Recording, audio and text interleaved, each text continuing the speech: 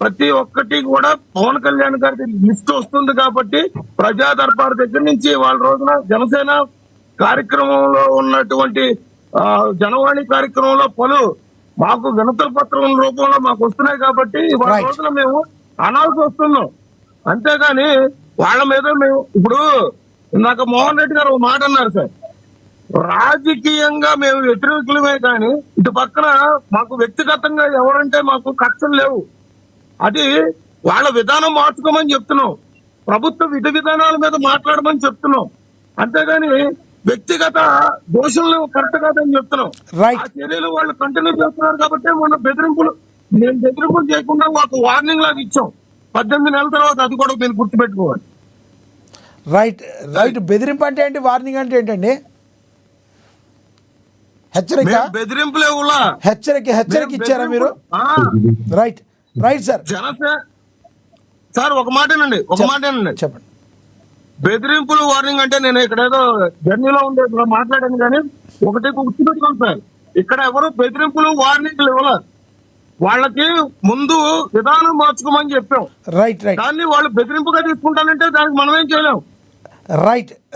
మళ్ళీ మాట్లాడతాం మీతో. మళ్ళీ మాట్లాడతాం. మనతోటి రాజకీయ విశ్లేషకులు కేఎస్ ప్రసాద్ గారు ఉన్నారు, ఆయనతో మాట్లాడదాం. ప్రసాద్ గారు నమస్తే అండి. నమస్తే అండి.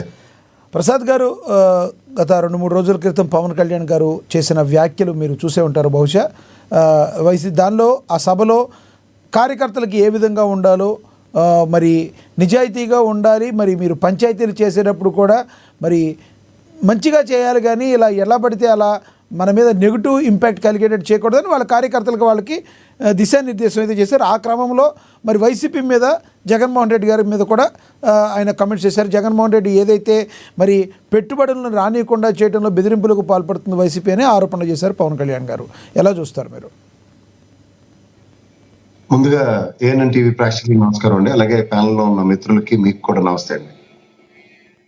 సార్, మీరు డిబేట్లోనే మీరే చెప్పారు, ఇంకా మళ్ళీ నేను దాన్ని విశ్లేషించవలసిన అవసరం లేదు. ఎందుకంటే మీరు ఒక జర్నలిస్టు, ఒక డిప్యూటీ చీఫ్ మినిస్టర్ హోదాలో ఉండి, ఒక కేబినెట్ హోదా కలిగిన ఒక మంత్రి అయ్యి ఉండి, ఒక పార్టీ అధ్యక్షుడు అయ్యి ఉండి, పంచాయతీలు అయితే చేసుకోండి కానీ పెద్ద గలాబాలు లేకుండా పంచాయతీలు చేసుకోండి అన్న దాంట్లోనే ఎంత దిగజారుడు రాజకీయాలు చేయడానికి ఇలాంటి పార్టీ ఉందో ఒకసారి ప్రజలు గ్రహించగలిగారు.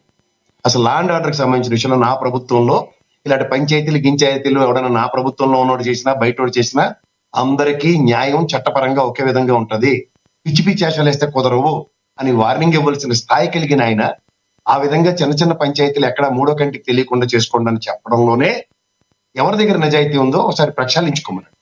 ఇది ఈ విధంగా ఒక మంత్రి స్థాయిలో ఉండి, కేబినెట్ స్థాయిలో ఉన్న మంత్రి, ఉప ముఖ్యమంత్రి అయ్యి ఉండి, ఒక పార్టీ అధ్యక్షుడు అయ్యి ఉండి ఆ విధానాలు అంటే దాన్ని ఖచ్చితంగా ఒక పార్టీ విధానం కిందే ఎస్టాబ్లిష్ చేస్తారు. ఎందుకంటే ఒక విజయ్ కుమార్ గారు కూడా అక్కడ ఆ నియోజకవర్గంలో జరుగుతున్న దాష్టికాలకి ఈయన పిలిచి మాట్లాడారు. సో దాన్ని గుట్టు చప్పుడు కాకుండా చేయడమా, అలాగే ఒక ఎమ్మెల్యే గారు, ఏలూరు ఎమ్మెల్యే గారు బొలిశెట్టి గారు, ఆయనది కూడా బాబు 5 కోట్లు నాకు రిజిస్టర్ ఆఫీసులతోనూ వీటిలోనూ మొత్తానికి ఏదైనా సరే నెలకు 5 కోట్లు వస్తే సేవా తత్పరత చాటుకుంటా ఉన్న దాన్ని సమర్థిస్తున్నట్ట.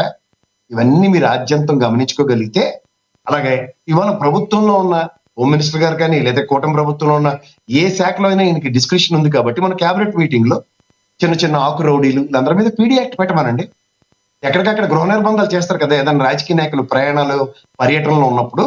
అలా కాకుండా రాజకీయ ఈ పార్టీ విధానం పీడీ యాక్ట్. ఎందుకంటే యోగి ఆదిత్యనాథ్ గారిని ప్రతి నిమిషం పునర్నామనం చేసుకుంటారు కదా, ఎందుకంటే మాయావతి గారిని మర్చిపోయారు కదా. గతంలో బీఎస్పీ ఉత్తరప్రదేశ్ లో పొత్తు, ఇప్పుడు బీజేపీతో పొత్తు అనగానే బ్రహ్మాండమైన యోగి ఆదిత్యనాథ్ గారు స్ఫూర్తి పొందుతున్నారు. కాబట్టి ఈ ప్రభుత్వంలో దొరికినోడు మేము దొరికినట్టు పీడీ యాక్ట్లు, రౌడీ షీటర్లు ఓపెన్ చేయమనండి.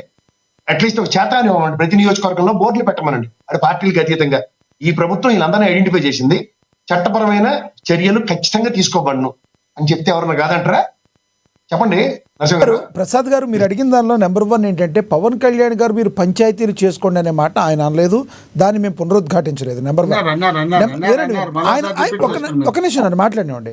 ఆయన అన్న ఉద్దేశం ఏంటంటే పంచాయతీ లాంటి ఒక్క నిమిషం నన్ను మాట్లాడండి. మీరు మాలలో ఉన్నారు, యాత్రకి వెళ్ళి వచ్చారు, ఆయన మాడింది మేము సుస్పష్టంగా విన్నాం. కాబట్టి నేను మళ్ళీ ఆ వీడియో పంపిస్తాను, మీరు నేను కూడా విన్నాను. ఆయన అన్న దానిలో మీనింగ్ మీరు ఈ మనం విధంగా మాట్లాడడం మాత్రం సమంజసం కాదు సార్, నన్ను మాట్లాడినవ్వండి సార్ ఒకసారి. సమర్థించండి కాదన్ను. కాదు సార్, నేను సమర్థించడం కాదు. ఆయన అన్నదేంటి ప్రసాద్ గారు, ఆయన అన్నదేంటి, ఎవరికైనా కూడా సమన్యాయంగా ఉండేటట్టు ఏదన్నా మాట్లాడేటట్టు ఉంటే మాట్లాడాలి. కానీ అంతేగాని ఏదో మీరు ఏదో ఒక అధికారిగా ఫీల్ అయ్యి మేము ఏదో కండువాలు కప్పుకున్నట్టుగా ఫీల్ అయ్యి అలాంటివి చేయకూడదు అన్నారు. అంతేగాని మీరు పంచాయతీలు చేసుకోండి అని మీరు చెప్పినట్టుగా ఆయన అనలేదని నేను అంటున్నా. అవునా? అన్నారు కదా. మీరు బాగా సమర్థించారు, శభాష్ కూడా చెప్తాను. ఆ మాట కూడా అనొచ్చా? ఒక డిప్యూటీ చీఫ్ మినిస్టర్ చెప్పండి పోనీ అట్లీస్ట్. వ్యవస్థ ఉంది కదా, ఆ మాట ఒక పదవిలో ఉన్న మంత్రి అనొచ్చా? మీరు అన్నదే ఎందుకు మనం అనవసరం లే, ఎలాబొరేటెడ్ డిస్కషన్స్ ప్రూఫ్లు అన్ని అనవసరం కదా. ఈ రోజు దాకా గౌరవ చంద్రబాబు నాయుడు గారు కానీ, గౌరవ లోకేష్ కానీ, లేదంటే మాజీ ముఖ్యమంత్రులు కోట్ల విజయభాస్కర్ రెడ్డి గారు, చెన్నారెడ్డి గారు, అంజయ్ గారు, ఎవరైనా తీసుకోండి, ఇంక్లూడింగ్ జగన్మోహన్ రెడ్డి, మీరు పంచాయతీలు చేసుకోండి ఎవరికని చెప్పేదారా? అక్కడ రాజకీయ పరిపక్వత, రాజకీయ చైతన్యం, రాజకీయ పునరుద్ధరణ వీటి మీద అవగాహన లేదు సుస్పష్టంగా కనబడుతుంటే ఏ సబ్జెక్ట్ అయినా తీసుకొని ఏది పడితే అది మాట్లాడి చెప్తాను దగ్గర. మీకు అర్థమైందో లేదో నాకు తెలియదు కానీ ఆ పార్టీ కార్యకర్తలందరికీ మా అన్నయ్య గారి పార్టీని నేను డైరెక్ట్ గా విలీనం చేయలేకపోయాను, కానీ నేను ఆయన సన్నిధానంలో, తెలుగుదేశం సన్నిధానంలో సేవ తీరుతున్నాను కాబట్టి మీ ఎవరికి అవకాశాలు రావు, నాకు వచ్చిన అవకాశాలు మాత్రమే నేను సద్వినియోగపరుచుకుంటాను. ఇలాగే ఉంటాము. నిమిషం ముందుకెళ్దాం. మీకు మర్యాద లక్ష్మీకాంత్ గారు ఇందాక మీరు మాట్లాడినప్పుడు మొత్తం లక్ష్మీకాంత్ గారు ఒక్క నిమిషం, లక్ష్మీకాంత్ గారు ఒక్క నిమిషం, లక్ష్మీకాంత్ గారు మీరు మాట్లాడినప్పుడు ఆయన మాట్లాడలేదు. ఆయన మాట్లాడిన అభ్యంతరాలు ఉంటే మీరు నోట్ చేసుకుని లక్ష్మీకాంత్ గారు ఒక్క నిమిషం, ప్రసాద్ గారు ఒక్క నిమిషం ఆగండి. ప్రసాద్ గారు, లక్ష్మీకాంత్ గారు వినండి. లక్ష్మీకాంత్ గారు మీరు మాట్లాడినప్పుడు ఆయన మాట్లాడలేదు, మీరు నోట్ చేసుకోండి. ఆయన మాట్లాడి ఉంటే ఆయన మధ్యలో రారు, మీరు దానికి సమాధానం చెప్తారు. కానీ మీకు ఇస్తాను సమయం, నేను మీకు సమయం ఇస్తాను సార్. మధ్యలో నన్ను ఇన్వాల్వ్ చేశారు కాబట్టి నేను మాట్లాడుతున్నా. ఎస్, నేను మీకు సమయం ఇస్తాను, మీరు ఆగండి, మీరు నోట్ చేసుకోండి. ఆయన అన్న మాటలు మీకు నచ్చని ఉంటే దాన్ని మీరు అపోజ్ చేయండి, కౌంటర్ చేయండి. ఎస్ ప్రసాద్ గారు కంటిన్యూ చేయండి ప్లీజ్. రెండు విషయాలు సార్. ప్రతిసారి బలైపోతున్న జన సైనికులు. నిన్న కూడా గర్భిణీ స్త్రీ విషయంలో పొద్దు నుంచి ఐటీడీపీ వాళ్ళు, అఫ్ కోర్స్ లోకేష్ గారిని పక్కదారి పట్టించినంత సామర్థ్యం ఐటీడీపీ వాళ్ళకు ఉందండి. చిన్నపిల్లడైన పవన్ కళ్యాణ్ ఈ జన సైనికులు ఎంత, ఆ గర్భిణీ స్త్రీ కుటుంబ స్థలాలు ఆయన ఏమో జన